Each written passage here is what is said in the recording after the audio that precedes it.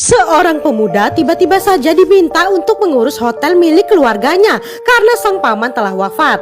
Si pemuda pirang dan dua temannya pun datang ke hotel yang mereka kira akan seperti resort dengan kolam air panas. Tak taunya hotel itu malah seperti bangunan tak terurus dan lokasi hotel yang sangat terpencil di atas pegunungan. Saat itu mereka mengintip dan terlihat ada pengunjung yang sedang komplain karena mereka merasa hotel ini jorok sekali dan meminta uang mereka dikembalikan. Sepasang kakek nenek dengan wajah memelas mengambil sejumlah uang dan seperti mau menangis. Si kakek mau menyerahkan uangnya, namun tiba-tiba si kakek batuk-batuk dan menutup mulutnya dengan bungkusan uang itu. Melihat hal tersebut, si pengunjung pun jadi mikir-mikir mau mengambil uang bekas batuk si kakek. Akhirnya mereka pun mengikhlaskannya saja. Walaupun begitu mau keluar, si pengunjung wanita marah-marah lagi karena pintu hotel rusak sehingga badan wanita itu nyangkut. Setelah mereka pergi, si kakek dan nenek melihat tiga pemuda itu dan mereka pun sangat terpana. Sang nenek melihat foto cucunya ketika masih kecil dan ia pun langsung berlari menyambut sang cucu yang sudah lama tak ia temui. Namun si nenek malah menghampiri pemuda baju kuning. Si nenek terharu karena cucunya tumbuh menjadi pemuda yang tampan. Namun pemuda itu bilang kalau dia bukanlah cucunya.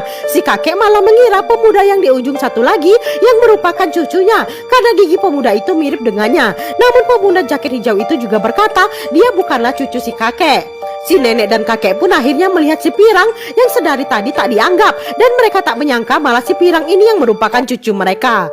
Mereka bertiga pun diberikan masing-masing satu kamar untuk tempat beristirahat. Nenek dan kakek menjelaskan fasilitas di hotel tersebut. Ada komputer yang bisa internetan tapi harus dimasukkan koin terlebih dahulu. Dan juga ada televisi yang kalau mau nonton juga harus memasukkan koin. Selanjutnya ada juga kursi pijat yang juga harus dimasukkan koin untuk menggunakannya. Dan kalau mau menggunakan telepon juga perlu koin. Bahkan di hotel itu juga ada odong-odong. Mereka bertiga pun terbengong-bengong, tak heran kalau hotel ini tak ada pengunjungnya. Setelah itu si kakek dan nenek merasa perlu menjelaskan sejarah berdirinya hotel ini karena si pirang akan menjadi penerusnya. Si kakek menjelaskan kalau dulunya hotel ini adalah satu-satunya hotel yang dibangun di atas gunung.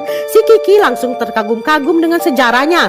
Namun si pirang mencubit leher Kiki karena ia tak mau ada yang memuji hotel ini. Si nenek pun menyambung kalau tak berapa lama hotel ini pun habis karena kebakaran. Dan yang tersisa dari hotel itu hanyalah ini. Sambil si nenek membuka tirai, ketiga pemuda itu serentak membungkuk untuk melihat apa sisa terakhir yang ditinggalkan di hotel itu. Dan setelah ditilik dengan kaca pembesar, ternyata hanya seekor cicak. Sang kakek pun mengatakan kalau keluarga mereka secara turun-temurun adalah pengelola hotel yang sukses.